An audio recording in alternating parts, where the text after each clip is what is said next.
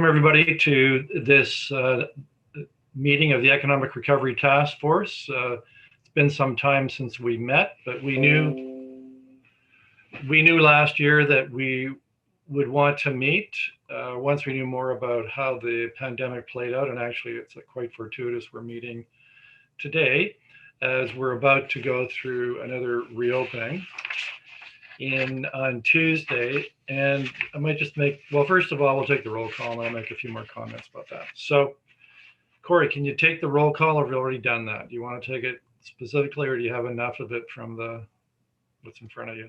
I have not done that. I'd like to move forward if that's all right with you. Good, okay. MPP Will Bauma. Darren Cleary sends his regrets. Danette Dalton sends her regrets. Mayor Davis.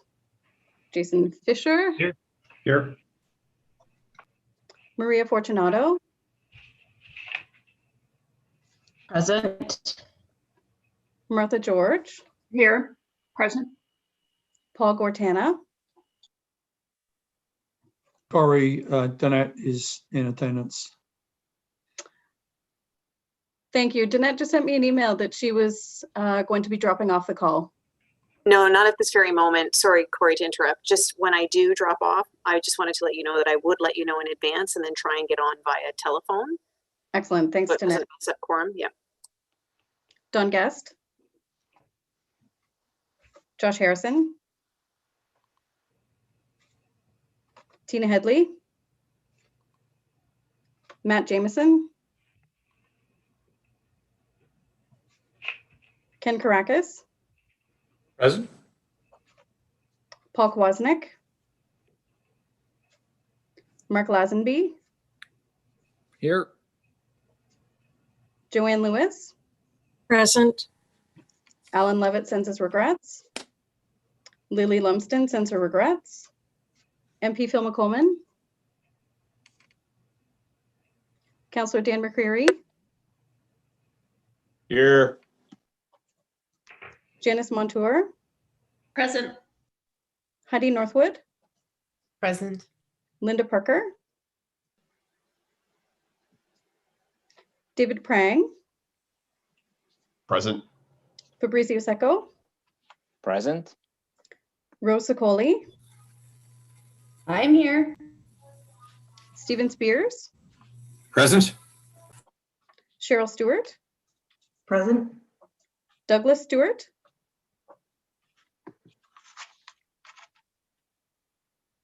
Douglas Stewart.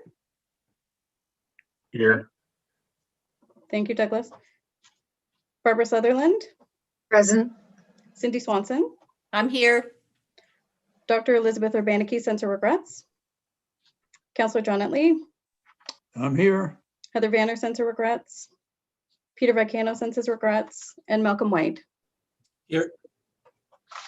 Thank you. Thank you, Corey. So actually, I'll do my opening comments now. Now I'm going to tell you the rules. You're going to be shocked when you hear these rules, but then you've heard them 500 times before. I almost know them by rote, but because we're meeting virtually, there's obviously some rules. Please remain muted as best you can to reduce the amount of feedback. You have to keep your web camera on to count as part of quorum, and we're pretty tight. So even if you have to go to get a glass of water, please leave your camera on so long as you're coming back. And if you haven't already done so, can you please change your name from Brantford Panel? I think there's only one of us that hasn't done that, and his initials are SS. Then staff will request to join the video meeting as and when the need should arise. And if you want to speak, don't forget that raised hand button down there to the right, because we don't recognize people that just raise their hand physically. It's just, especially these big meetings, it just doesn't work. If we do have a connection interruption or we lose quorum, we'll have to automatically adjourn for up to 15 minutes to try and regain it. If not, the meeting automatically is canceled or adjourned. And the voting will be conducted through general consensus. So that means that I'll ask for any vote in the negative, and then that would be a physically raised hand voting, but not raising your hand physically to ask to speak. I think that's generally it.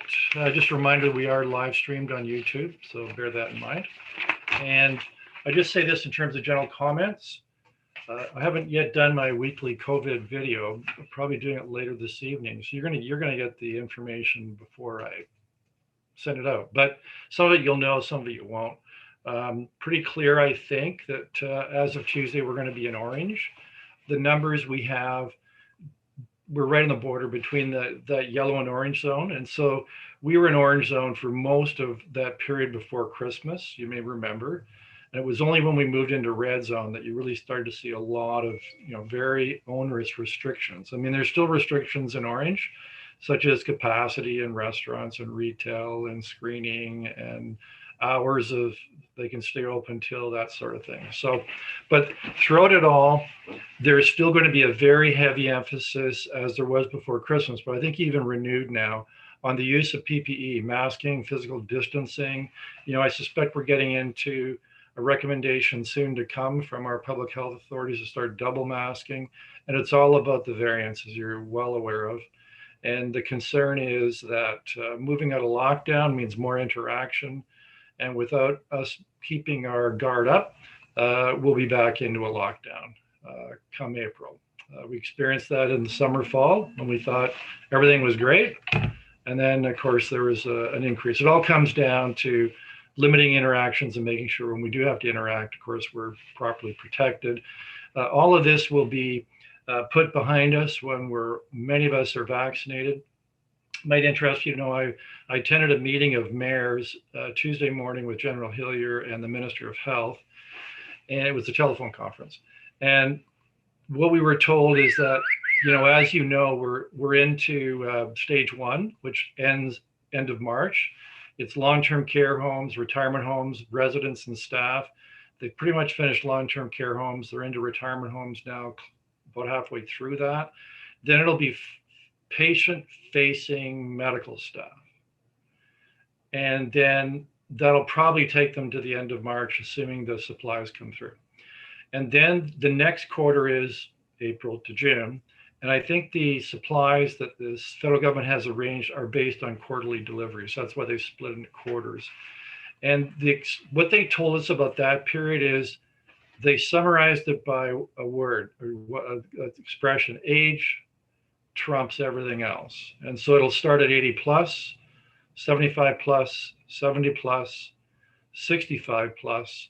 And then from there, they'll move into essential workers, congregate settings like participation house. They're not solely seniors, and those who are under 65 that have conditions that make them vulnerable. And they expect 7.6 million doses to come to Ontario in that quarter. So it's going to be age first. They haven't defined who's essential. They said they would do that and provide that by the end of the month, early March. So, and then starting in July, it's mass vaccination with the more general populace. And they also said starting in that second quarter, April to June, it'll be pharmacies, doctors, medical clinics, mass immunization. So that's what I think. It's pretty clear that, we're not going to have a huge portion, 60, 70, 80% of our population immunized until the fall, sometime in the fall.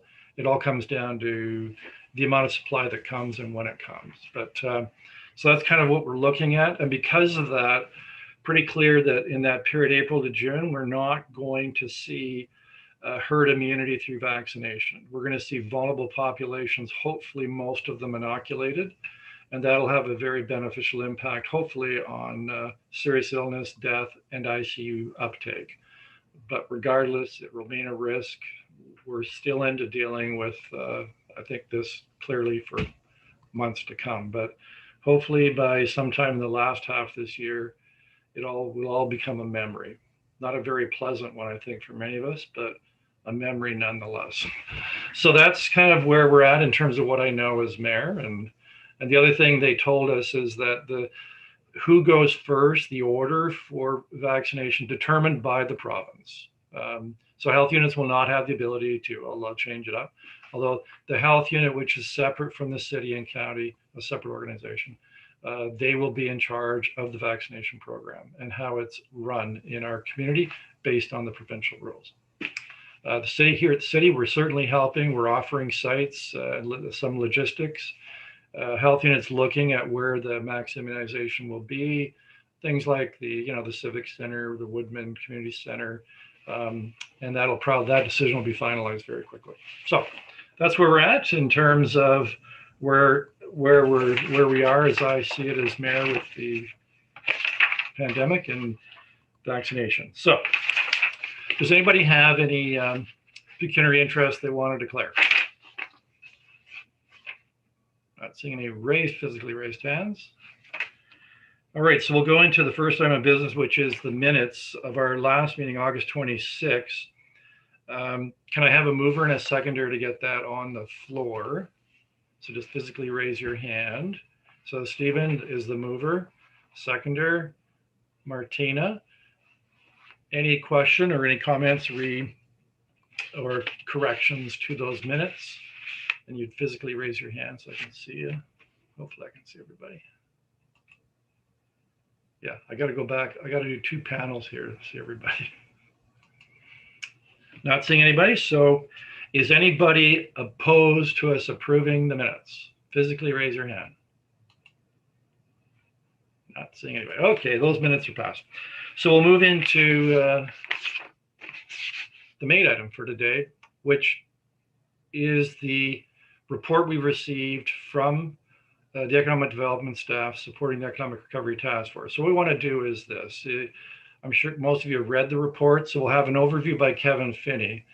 And what we're looking for this afternoon is any comments you have about that report and any further suggestions you may have of steps you think we should consider as we move into this step away from lockdown, and anything else you think we could consider doing as we go through in probably the next 4, 5, 6, 7 months to no longer needing such a task force, or at least not working away at it. So that's what we're going to tend to do. So Kevin Finney, can you give us an update and overview of your report regarding the action plan? Thanks, Mr. Mayor. Absolutely. Good afternoon, everybody. It's great to see so many familiar faces on here. I know it's been some time now. It is hard to believe that 6 months has almost passed since we last saw one another at the end of August. Over that time, it's certainly been busy for our department as well as most of you, I'm sure. And the efforts are definitely reflective of what's been accomplished to date. My approach here is to actually going to go through each one of these key focus areas, mention what initiatives have been completed. I'm also going to ask some staff to come on, share a bit more further insight on some of the initiatives or programs that have been completed, as well as some of the task force members that are instrumental in achieving some of these goals. So as we start, the first action item was the analysis and risk assessment. As of the last meeting, 2 of these 3 initiatives were accomplished. Proud to now report that all 3 have been completed. 1B was the outstanding issue with respect to ongoing surveys. As all of you, I sure can appreciate, there has been a lot of surveys distributed throughout the community, both from our department at the onset, through the Net and Her team at the Workforce Planning Board, as well as the Chamber of Commerce. And I would like to ask Dave Prang to quickly give an overview of the recent survey that the Chamber did do to their membership for the group. Absolutely. Thanks, Kevin. Let me grab my numbers here. So yeah, the Chamber has been both listening to our members as much as we can, as well as working with our partners in the Ontario Chamber of Commerce, which both across the province as well as regionally, have been able to do some more specific outreach and more of a broader based analysis of how business is being impacted through the pandemic. If you haven't, and certainly some of these numbers, or most of these numbers are coming from the Ontario Economic Report, which was a 10-week initiative, 3 sets of questions over the course of the fall. So it's really the best sense of broadest base of responses from the broadest number of businesses and sectors. And it's located in the Ontario Economic Report that was released the last week of January. So I can link that in the chat actually in a minute here when I'm done speaking. But there's a very interactive report there that where these numbers come from. We're grouped in with the Hamilton Niagara region. The biggest piece, I guess, is that businesses in the fall are coming out of it with a 21% confidence level in the economy, which is obviously a significant drop from previous years. In the hospitality industry specifically, 62% of businesses are extremely pessimistic on Ontario's prospects in 2021. The arts, entertainment, retail sector, 53% are pessimistic, and retail and trade, 51%. So not a whole lot of optimism there. Some of the other stats of interest, rather, which are applicable to this committee, I think, buy local campaigns. 51% of businesses have said that buy local campaigns help with local, either municipal or regional confidence levels in terms of where businesses see themselves being able to respond effectively. 64% of businesses across Ontario access the Canada Emergency Wage Subsidy. 63% use the Canada Emergency Business Account. 67% have accessed the energy relief programs. 40% have accessed or made aware of or applied through the Digital Main Street program, which the BRC is a facilitator with in our community. Businesses across Ontario, including in our Hamilton Niagara Brant region, identified 4 top opportunities for support: helping businesses access capital or credit, which the province and the federal government have tapped, that opportunity. Lower or more efficiency in business taxes, which the province has granted municipalities the opportunity to do so, and we can speak to that as well. Buy local campaigns were the third, and the fourth is an investment in broadband infrastructure, which we know is occurring, not so much in the city of Brantford, but certainly in our surrounding areas. That broadband infrastructure supports are in place as well. In terms of, I guess that would be my stats piece, and then I've got some other stuff we can talk about as the meeting goes on. But please offer any questions, and I'll link the Ontario Economic Report in the comments. Thanks, Dave. Moving on to the second area, community health and safety. As all of you probably will remember, this was number 1 of importance for the group at the start of this task force. Happy to report it's 90% completed now. And I do want to share an email that Dr. Banky sent to me earlier today. She does send her regrets, but the health unit is looking at doing a mail campaign to all workplaces within the county and the city. It's a letter of instruction under the Reopening of Ontario Act. Today, they haven't had any issues with respect to workplaces, but again, this will be another tool to assist them in the management of COVID in the community and responding quickly to potential outbreaks in workplaces. So this document will highlight steps that workplaces should take to protect their employees, but also creates another mechanism for the health unit to be aware of cases where workplaces, especially that have employees that live outside of this jurisdiction. So our office, in partnership with the city's clerk's office, will be helping them reach the businesses that we have within our database, but their goal is to have this letter delivered, whether it be electronically or in hard copy, to all businesses within the municipality. Moving on to section number 3, municipal process and initiatives.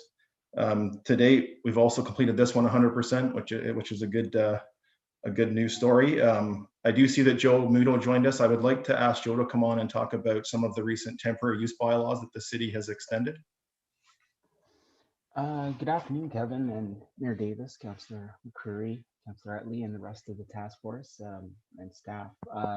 That's absolutely right. So there's 2 temporary use bylaws that have been drafted up. One has already gone to council back on January 26th. That's been approved, and that's for the recreational vehicles and allowing frontline workers or members of a family to quarantine within a recreational vehicle on their site. And this was direction and resolution that was provided by council last year. So that's in force and effect, and the temporary use bylaw allows that individual to utilize the trailer or recreational vehicle. The temporary use allows for a 3-year use under the Planning Act, or otherwise after the declaration of council, whichever comes first, and that would be further to the direction of council. Similarly, for outdoor patio use, we did back in June issue a a policy to that effect based on council's direction in that regard. And nice to hear that we actually had about 28 businesses in the community utilize that process or policy last year. As of January 1st of this year, that policy had basically come to its fruition, and the CAO issued a subsequent report extending that.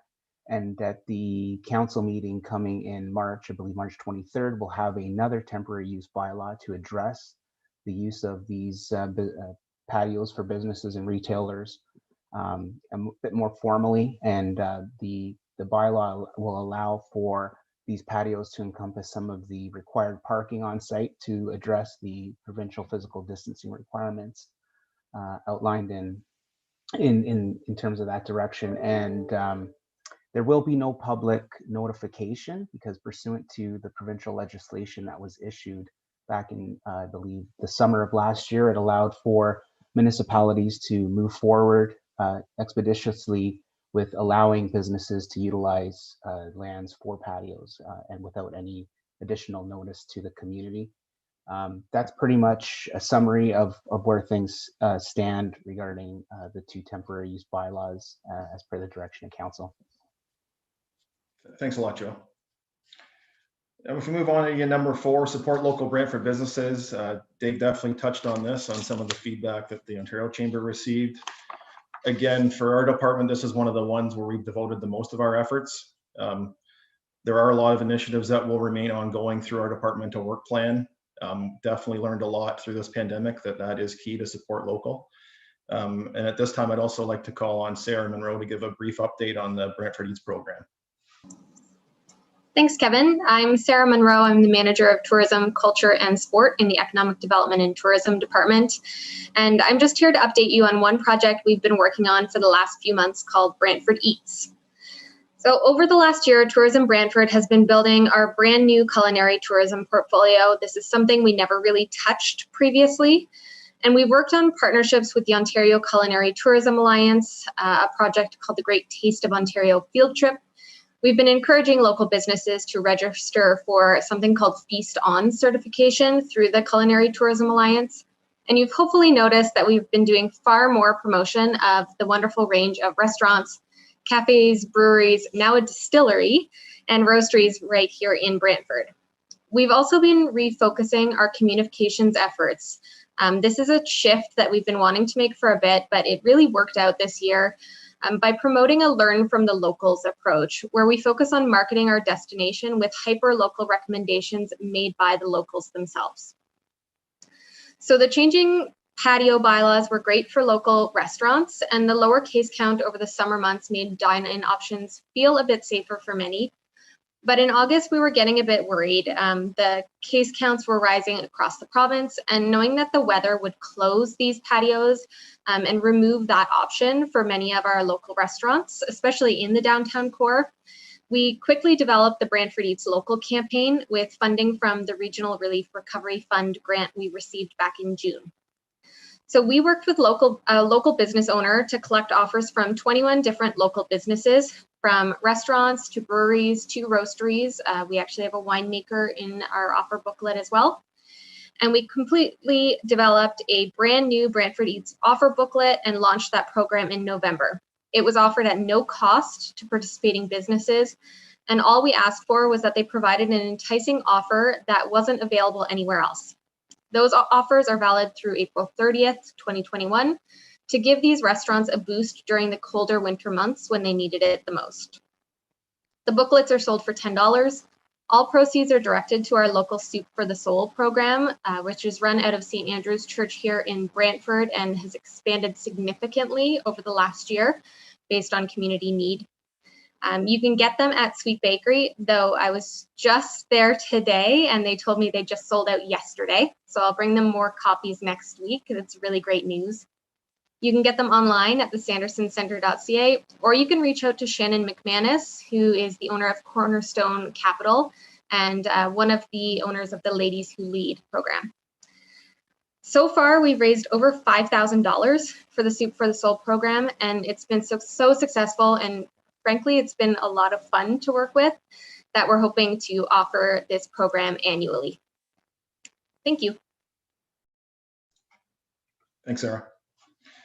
I should like to mention that there is two ongoing items with respect to this area, the Shop Local campaign. The other one is the investigation for public art murals or reuse of empty spaces downtown. So staff continue to look at that program. Initially, they were looking at the side of the Sanderson Center for a piece of art, but that wasn't feasible. So they are looking at other options. Moving on to section number 5, program delivery and resource development. I'm specifically going to focus on 5B here, encouraging all existing service delivery to an online format, and ask that May Legg join us and give a brief overview of the success they've had securing some funding for a virtual service advisor at the BRC. Okay, thank you, Kevin. I'm May Legg. I'm a senior small business consultant at the Brantford Business Resource Center, and we're part of the city's economic development and tourism department.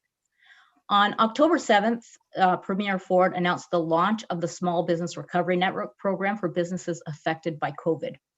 The BRC is one of the province's 47 small business enterprise centers and part of this new Small Business Recovery Network. The funding for this new program is to assist in expanding the capacity of virtual business advisory services and improve access to funding, crucial information, and resources to equip businesses to respond to COVID-19 and grow. Through this program, the BRC received funds to hire a part-time contract virtual service advisor to work with small business affected directly by COVID-19. And I'm pleased to announce the BRC has hired for this position, and our new team member will begin on Tuesday, February 16th. Thank you. Thanks, May. I got a question for you, May. So if one of us knows someone, maybe it's a home-based business and maybe they're struggling and not sure how to start, or they've started but they're not sure where to take it, what do they do? I mean, I know that's what you're all about. So what's the first step? Home-based businesses, they should contact us, because right now we have a lot of people starting home-based businesses especially, and they don't know the guidelines and they don't know that they have to follow the guidelines.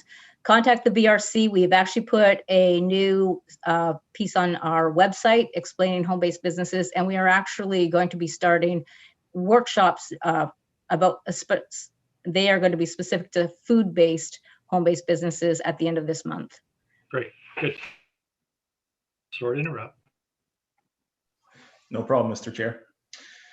Just moving down, I'm going to now concentrate on 5E.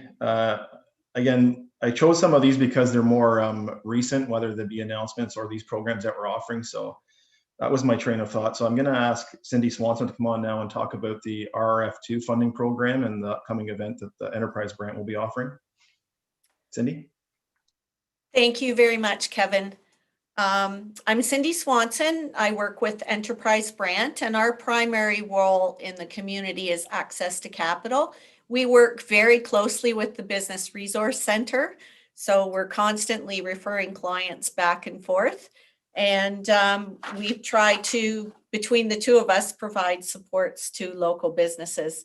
The RRF2 program, we received funding for the 1st of January, $240,000, and it was to provide commercial businesses so that they have to have sales, essentially, commercial businesses with business services and advice.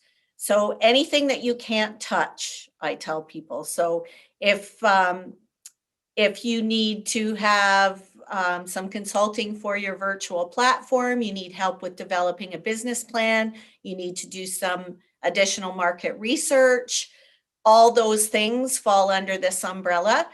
We have the funds until March 31st, so we're working very quickly to get them out. We've already approved 21 their grants actually to local businesses, totaling $85,000. So we still have quite a bit left. We've got 6 or 7 in the pipeline.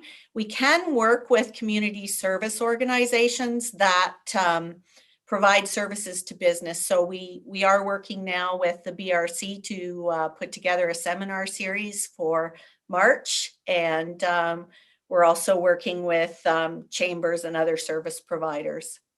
So thank you very much. And anyone interested in it, you can find the link on the front page of our website. It's an easy application. Thanks a lot, Cindy. Jumping down to 5G, this is with respect to introducing new initiatives to local small business owners. And again, I'm going to let May come on and talk about their recent program around the Community Collaboration Project. Thank you, Kevin.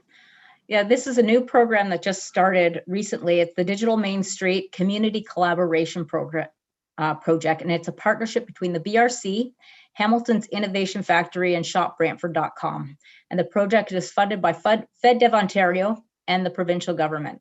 The program launched in the city just last week, February 3rd, with the goal of assisting restaurants and retailers with their digital marketing efforts.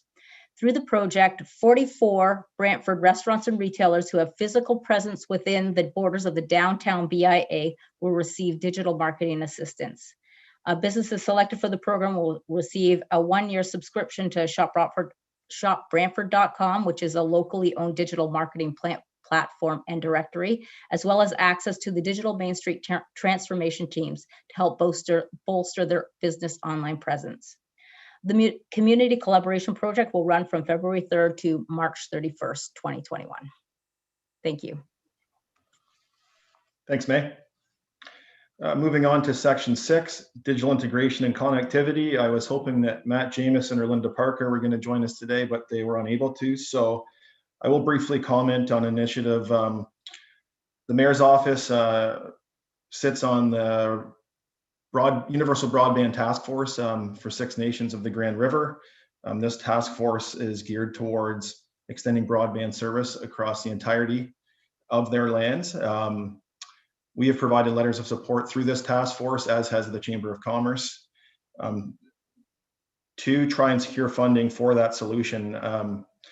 I can say that their goal is to offer service across the entire territory. So there will be a combination of cell phone towers as well as hardwired broadband service. The application, I believe, closed last week.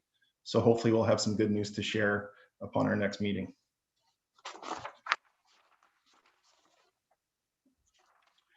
Workforce development. This is section 7, workforce development and opportunities. This, it shows that this area has been completed 100%. I will say, and again, Danette want to comment on this further if she's still with us, but a lot of the initiatives that we integrate into our plan very much ran in parallel with the Economic Recovery Task Force that the Workforce Planning Board is doing. So some of these things will continue through Danette and her team, but as the action outlines were integrated into our plan, they're completed from our end, from staff's perspective. I'm not sure if Danette's still here, if she wants to add any further comments to that. It's Corey Francis speaking. Danette is in transit, so she's she's unable to comment at this time. Thanks, Corey. Moving on to advocacy. This is section number 8. So this is one of the ones that it's showing 0% completion rate, but that is not entirely reflective of a lot of the efforts that have been happening behind the scenes. As I mentioned at the start, a lot of these initiatives will be ongoing, and staff's recommendation will be to continue a lot of these through our business retention and expansion program. I can say that advocacy efforts continue. I'll give 3 examples. The first one being there was advocacy on behalf of this task force with respect to nonprofit stabilization funding that was submitted to the ministry. The mayor was a strong advocate, as well as many other mayors within the province, for the reduction to the business education tax rate, which has been approved in the Ontario budget last November. And lastly, as I just mentioned, the universal broadband funding application. So letters of support were provided, as I mentioned, from the mayor's office, as well as the Chamber of Commerce. So as I just said, staff's recommendation is to continue a lot of these ongoing initiatives through the Business Retention and Expansion Program. The BREE program has been a critical component of the department for the better part of 20 years. In 2007, we actually added tourism, arts and culture, as well as the downtown specifically. Initially, it focused on manufacturing and the industrial sector. But again, it is very much an overarching component of our work plans, and all divisions have a BREE component within theirs. So my thoughts, and again, in the staff report, you'll see what this program does cover. It speaks to small business advisors. It talks to advocacy efforts, surveys as they're required, as well as helping companies or businesses with funding applications to different respective ministries. So that is staff's recommendation moving forward. And before I turn it back over to the mayor, I would like to kind of end on provide the group with an overview of local economic indicators, just to kind of see how the local community has recovered coming out of 2020. It was a very good year from a municipal standpoint, albeit we were faced with the pandemic. It was the highest year on record for building permit values. We surpassed the previous year of 2004 and reached a new total of $255 million.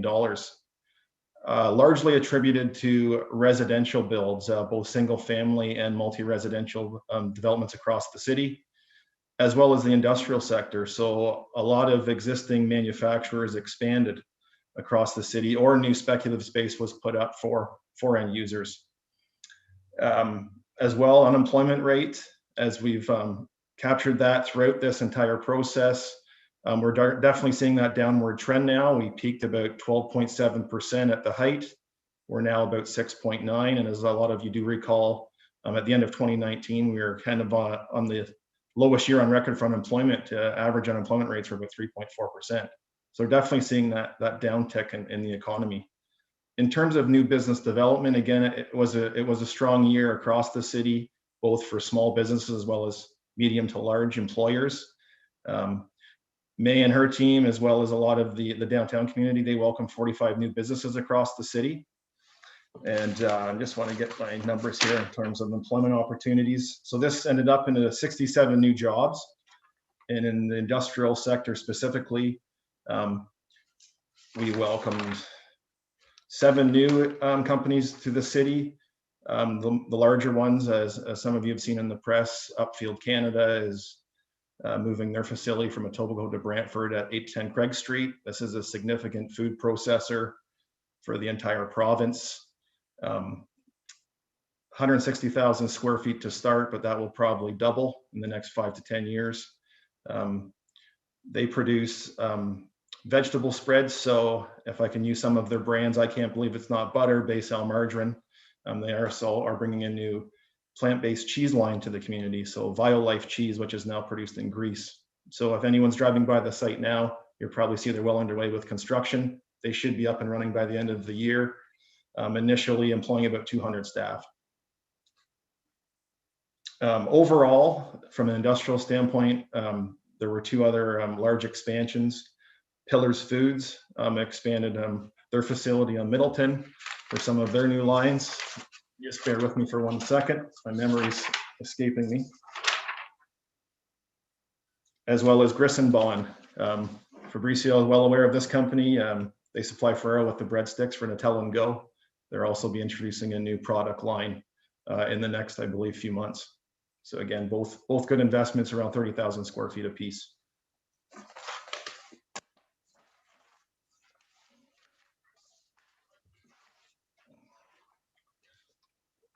So overall, like I said, it was a strong year. I know there were some closures across the city. I was trying to get statistics around closures or insolvencies, but again, that wasn't available at the local level. I can say, and Barb might be able to assist me on this one, but downtown, they had 18 new companies, but they also unfortunately had 18 closures. So it was both good and bad. But again, some of those closures I can attest were not attributed to COVID directly. But Barb, I'm not sure if you want to share anything further from your end.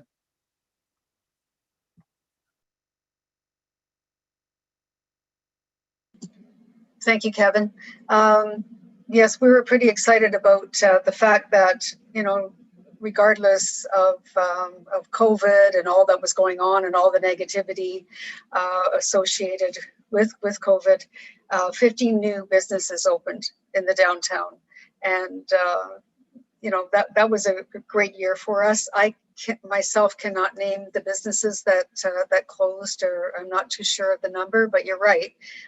Some didn't close because of COVID, but we have welcomed a number of new businesses, and we're excited for 2021 to move forward. Thanks, Barb. Just one last thing I'd like to raise, and for those of you that did see the staff report, I also listed the key provincial and national programs.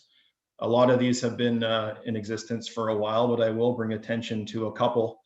The Highly Affected Sectors Credit Availability Program, this was released in January.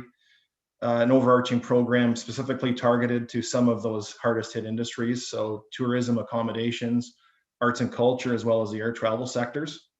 This program is facilitated or administered through BDC with key financial institutions across the country. And again, these grants can range, these loans can range from $25,000 to $1 million. And again, they're available to all sectors. In terms of the provincial programs, not a lot of new ones, but just yesterday there was one with respect to energy cost rebates. So off-peak hydro rates, they're at a reduced rate right now. I think it's around 8.5 cents a kilowatt hour. That is extended until February the 22nd. With that, Mr. Chair, I'll turn it back over to you. Yes, Kevin, a very serious omission from your report. The mayor's 2x4 challenge. I wanted to give you the floor for that one. Yeah. Mr. Mayor, Yep. Mayor, Martha George has got her hand up. Yep, I'm going to get to that. So well, first of all, I wanted to thank, we've had quite a lineup there. Kevin, yourself, Joe Muto, David Prang, Sarah Monroe, May Lake, Cindy Swanson. Thanks very much for your report to us this afternoon. Very full and complete and very informative. Thank you. So yes, so now the floor is open for questions, comments, suggestions, starting with Martha. Thank you very much, and what a great report. It's really good to hear of all the positive activity. The question or concern that I have is with the pressures that have been put on municipalities with increased spending due to COVID. We know that capital projects that are federally and provincially funded are typically a third.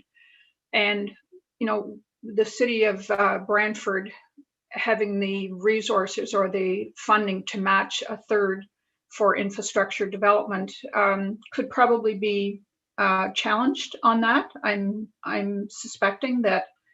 I guess my bigger question is a couple of things. Is there any opportunity to work with the feds and the province to change that formula from a third, so that the municipalities aren't dinged with a third of the cost? That's sort of one area. And second of all, the need to continue to invest in the infrastructure is important for ongoing development, as we all know. So paying for what you have to pay for now, I mean, there's only so much air in the balloon. So how are you going to handle that going forward? Because, you know, again, you can't ignore infrastructure updates and repair. So I'm just curious, you know, how do we help get that message out to the provincial government and federal government that municipalities still need that investment? Well, I guess the mayor would be the logical person to answer that question. So primarily it's happening already, and it's because I belong to what's now called the Ontario Big City Mayors Caucus. And that's the mayors of the 29 largest cities in Ontario, led by the mayor of Barrie this year. And, you know, we meet about every 60 days, and every meeting there's a list of advocacy that we're doing on behalf of large cities in Ontario. That's very much a large part of it, is the funding from those levels of government through the pandemic. And I'd say this, that, you know, we foresaw this at the city, myself, senior staff, the CAO, that every time there's been something like this in the past, like when you've been around for decades, you've seen it all, right? And what often happens is, you know, the government rolls out these programs for infrastructure, and they tend to be very generous, but they impose very tight timelines, the shovel-ready requirement. And so we've been almost continuously for the last 16 months now, we were doing this before the COVID, what have we got in line that would be considered shovel ready, whether it's affordable housing or roads, whatever capital project we have. And we do have quite a few that are, quote, shovel ready. So we've been getting ready. And it's really, the big money is likely to come from the federal government. So they've kept sending signals that it's coming. And so we've been getting ready, guessing what it's going to be, shovel ready. And so it's been a big part of what our capital plan. But we did just to finish our capital plan for this coming year. We did that about a week ago. And, 65% of it is public works, roads, sewers, water treatment, sanitary treatment, focusing on the essentials, what I call the backbone of our community to make sure. And that's the sort of infrastructure that lasts decades and serves generations. So we're very attuned to that. And probably the biggest infrastructure challenge we're going to have here is the boundary lands. And you may have heard the recent report that, we're running out of residential land. And that's to some degree why prices are spiking so quickly. Part of it's just the demand coming out of the GTA.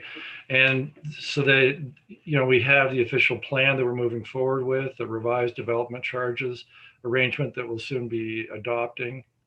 And that's all about our boundary lands infrastructure, having a plan to finance it and get it done, get it on stream. So we have additional lands for industrial expansion and also for residential. So your point is well taken, and lots of conversations about that in our city and lots of other cities across Ontario.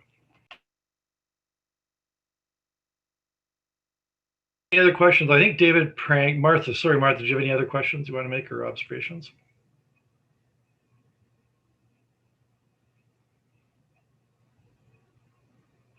Yeah, so you're still muted. I'm sorry. No, thank you very much for the response to that. It really was, not questioning you as much as just how can we help to make sure that that the municipality doesn't get shortchanged. Yeah. So, thank you. Martha, I also love any opportunity to talk. So I'm glad you gave me that opportunity. Okay.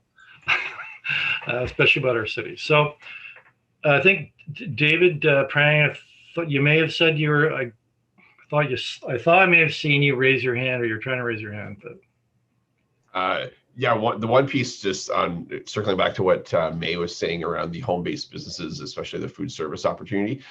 We had a roundtable based on feedback from some of our members. And the roundtable was hosted by MPP Balma rather, with Minister Sakaria, the Minister of Small Business and Red Tape Reduction, with the province.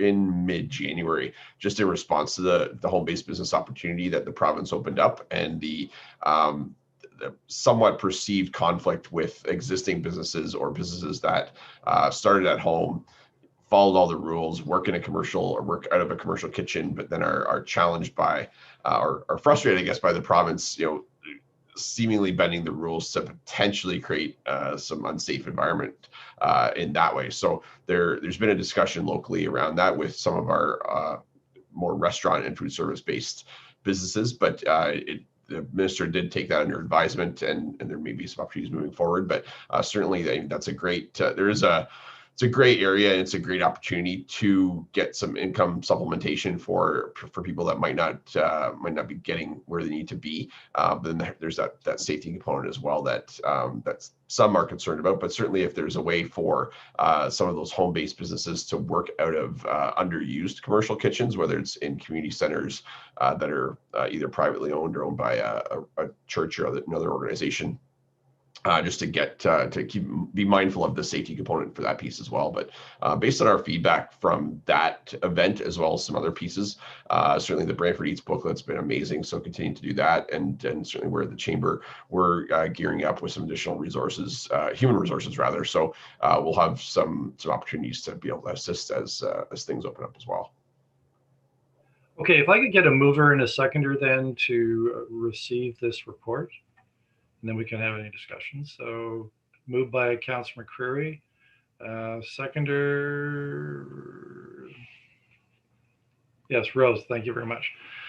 So it's on the floor for, so we just had comments, or we had comments and questions. So now it's formally on the floor. If anybody wants to make any further comment, any further suggestions, any further questions, now's the time to do that by pushing that raised hand button. So Martha, I think you're back. Yes. I apologize. That was my seconder to the motion. I'll lower my hand. Sorry.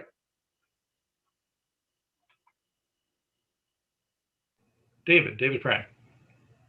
I don't also like to talk as much, but the one opportunity that came across the plate today, actually, and I was speaking with Joanne Lewis right before our meeting today, the Canada Healthy Communities Initiative opportunity. I understand the Brant Community Foundation, we're part of a regional hub with Hamilton Niagara region, but there is for opportunities like the mural, the public art opportunity. I think there's about 20 different ideas within this Healthy Communities Initiative, but that just was released very recently. There's $31 million worth of funding. Unfortunately, that's across the country, but it is coordinated locally by the Brant Community Foundation. Joanne knows about as much as anybody else about this right now, but it is a brand new opportunity. Create some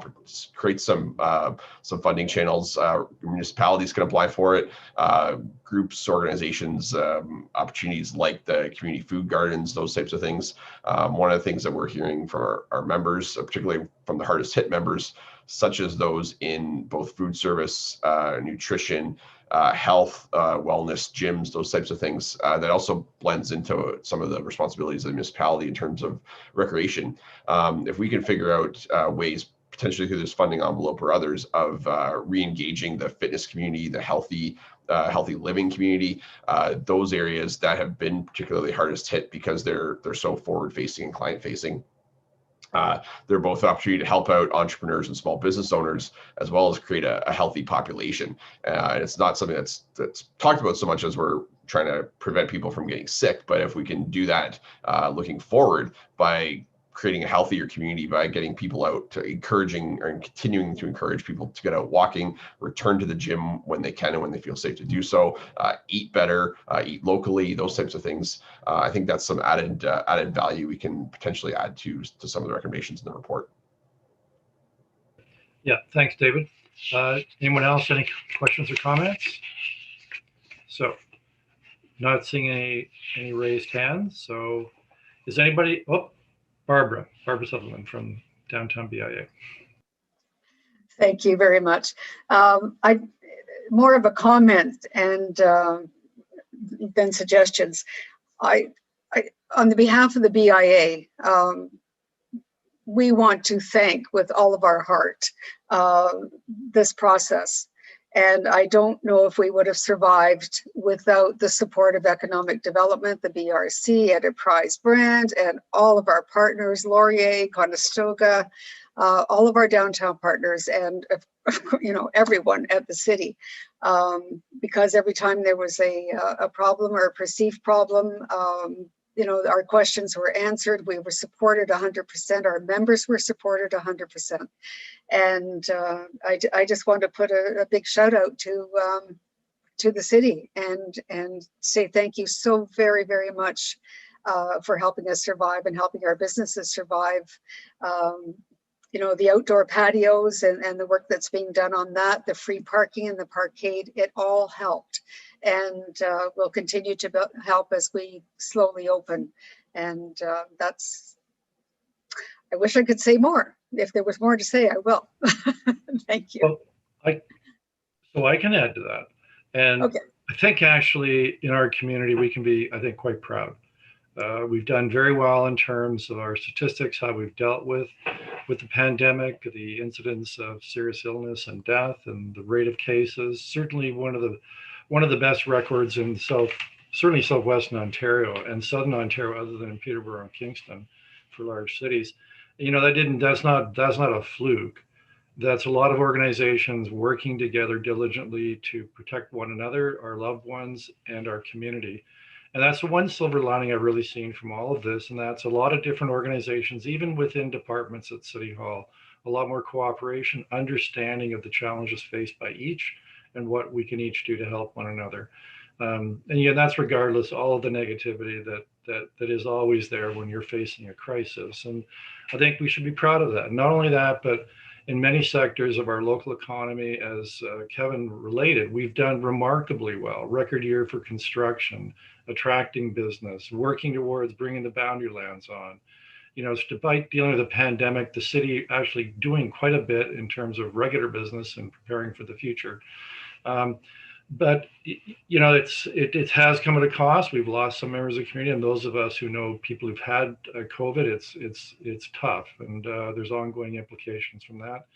There are sectors, retail, entertainment, restaurant industry, and particularly young entrepreneurs. Really tough go still for them. Some have not survived. It's important we support them as best we can. Our local small entrepreneurs, whether it's service or retail or entertainment or restaurant, especially now that as of next week, we'll be able to do that more extensively and in a safe way. But I think that's what our community is well known for. We're tough. We may fight one another quite a lot, but when the chips are down and things have to be done to protect us and move our community forward, we do it, and we know how to do it. So that's my comment. Councillor Utley. Thank you, Mr. Mayor. We were one of the first municipalities to embrace video conferencing, and I think that helped tremendously in the first stages of COVID, not just within council and staff, but with the community as well. And I think we all probably agree that this has been a great experience, you know, helping our community during these very, very difficult times. So it's, you know, we don't always receive good news, but I think when the cards are down, as the mayor has said, you know, we want to take positive action with our community partners and move forward together as strongly as we can. So thank you all for your participation in this process. Thank you. Thank you, Councillor Utley. Maria. Hi, everyone. I just wanted to advise, I work in the tourism sphere of things, that in terms of the buy local on the provincial side through the ministry, they are looking for hopefully summer, as the summer season approaches and into fall, that there will be a visitor incentive / rebate type of program that's going to be established to encourage local visitation, domestic visitation when it's safe to do so. So I just wanted to let you know about that in terms of what's in the works that should encourage increased visitation when ready to do so, as visitors will be able to get some sort of rebate back. So right now it's being worked on through the ministries. It's finance right now, I understand. So they're trying to evolve the process of how this will be implemented and how consumers will be able to get the rebate. So just wanted to kind of give you a very early heads up about a great initiative, I think, that will help support buy local in the near future. So Thanks very much, Maria. So not seeing any other raised hands. Oh, Councillor McCurry.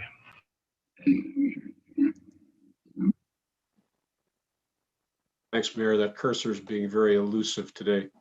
For those of you that don't join us on these city Zooms very often, quite often we come in and the screen looks completely different. It takes a while to find your raised hand button and to be able to sort out the spelling of your own name sometimes. So you'll have to bear with us. I think it's important that we thank our community partners. We're just so darn fortunate to have so many of you folks that are willing to jump in and participate. We've been underway with this one for some time. We've just finished up the mayor's task force on affordable housing, which the mayor seconded me to. Thank you, Mayor, as well on that one. And you know, I don't know. I suppose it's the same in other communities, but it's just so heartwarming to see all you guys jumping into the fray and actually participating and doing the lion's share of the work on these committees, for which Kevin and John and I are very grateful. I think one of the things that may come out of this for our municipality and our civic government is to have a deep dive into what we do. Because when I look around in the community, I see a whole lot of suffering amongst individuals and businesses, but I don't see too much suffering with respect to municipal government And I guess the same goes to some extent for provincial government. So I guess maybe, you know, you hear talk about a reset, and although I don't agree with where that reset's headed, I think maybe municipally we've got some things that we can learn from this as well. I do want to point out that the provincial government's underway with their budget consultations. I sat in on one with Willie last week and one with Toby this week. And if you've got some suggestions for the province, you might want to email Willie's office. I don't know. I don't think Milan is on today, but if you've got some ideas, just send it on to them. I think the deadline is coming up quick, maybe tomorrow or next week. Some of the things that we're talking about here today are of course, very appropriate to pass on to the provincial government as well. So again, thank you all for all the work you've done on this and other files for the corporation. Thank you, Councillor McCreary. Malcolm from St. Leonard's. Thank you. I just wanted to share from our Employment Ontario lens, we support both job seekers and employers.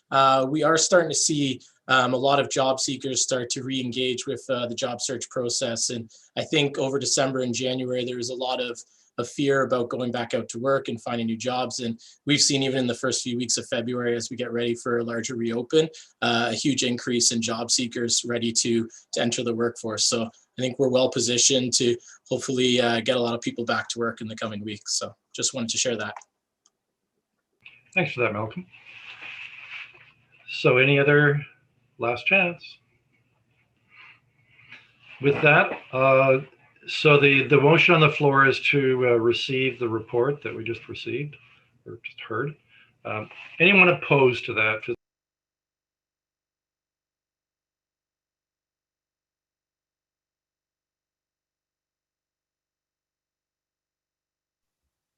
You're muted, Mr. Chair.